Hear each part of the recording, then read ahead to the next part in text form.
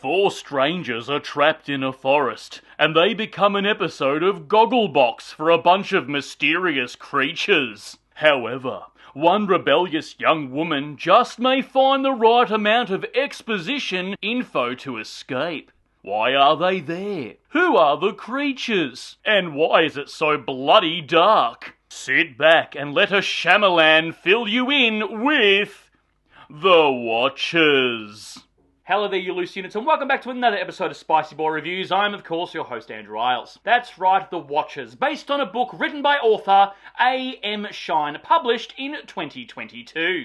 This film is directed by Ishana Shyamalan, who is the daughter of M. Night Shyamalan. Ishana is known for directing 6 episodes of Servant, and this film being her feature film debut. We open the film being informed that there's a mysterious forest in West Ireland. It's very much like the Bermuda Triangle. As in, once you're lost in there, you're lost forever. Nothing digital works, and time plays out very differently there. And you have ominous creepy creatures hunting you at night. We then meet our protagonist Mina, played by Dakota Fanning. She's a self-proclaimed piece of shit, who's very aloof, likes to cosplay as strangers to pick up men at bars, and has, of course, a traumatic past. She spends her days working in a pet store in Ireland. She is then given the task to chaperone a little birdie across country to a zoo waiting for its arrival. And wouldn't you know it, she takes the path directly through the Blair Witch Forest, which can only go well.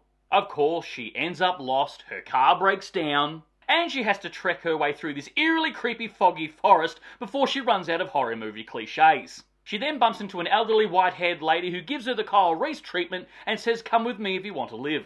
Then Mina ends up in a very sterile Airbnb of 3 solid walls and a 2-way mirror window. And that's when she's introduced to the other box dwellers. There's, of course, Professor Exposition, Little Miss Barbarian, and not Bill Skarsgård. Professor Exposition then explains to Mina that every night at nightfall, all 4 of them must line up in front of the window so the Watchers can watch them for reasons. She also informs her that there are some rules to this Airbnb stay. They can only leave the box during the day, as the creatures apparently can't survive in daylight. They must never turn their backs on the 2-way mirror, otherwise it would really piss off the creature cucks. And finally, they must never ever go down the burrows where the creatures sleep during the day, which look like forest buttholes. But Mina's having none of it! She immediately disobeys and goes down one of these forest buttholes, which can only go well. But it doesn't go well, and these creature cuts get all kind of pissed off, as they didn't consent to this intrusion. The creatures then decide, well hey, if the rules are being broken, then we're going to break our live cast of Big Brother. It's then up to the 4 humans to find a way to survive, or find a way out of the forest. I will say this film definitely has the creeps down pat. It does have its fair few jump scares here and there, and it does look good when you can actually see what the hell is going on, because a lot of the scenes were very, very dark. You can definitely tell that this film was adapted from a novel with all the exposition dumping.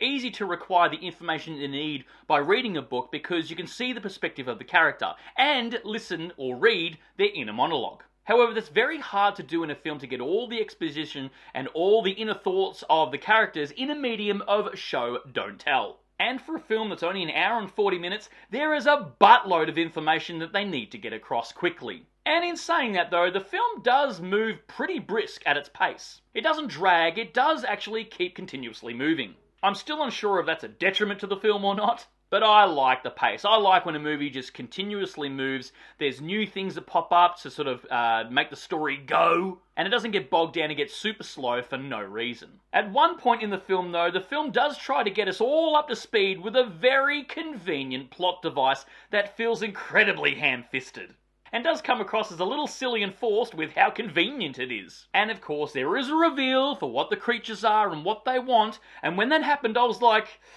okay, I guess. Like, it wasn't completely bad or ruin the film by any stretch of the imagination, but I was like, yeah, cool, okay. It sort of kind of undid the scare factor just a little. Like, the unknown is way more scarier. I know it would have pissed a lot of people off if they did explain who these creatures actually are. And of course, you couldn't do that with an adaptation of a novel that's based in the lore of the novel. but sometimes knowing too much can be a detriment to the scares. I'm making it sound like it sort of undid everything. It didn't by any stretch of the imagination. It was still creepy. I guess though that deep down I kind of knew that was a path it was going to head down. There is a lot of inconsistencies in the film that sort of builds up a certain lore, and then it would go and sort of contradict itself at times. However, I'm not sure if this is in the book or not, I've never read it, but the film does remind itself and explains it away quite conveniently. As in, it's like, oh shit, that's a contradiction, we've got to get out of this. And how does the film get away with this? You guessed it, with some more exposition dumping to explain away the flaw. There is a moment where Dakota Fanning's character says, why are these things watching us? Why are they watching us? And who would do such a thing? And then in the next scene, she's watching a DVD of some reality show dribble that seems like a mix of Love Island and Big Brother. As subtle as a sledgehammer movie.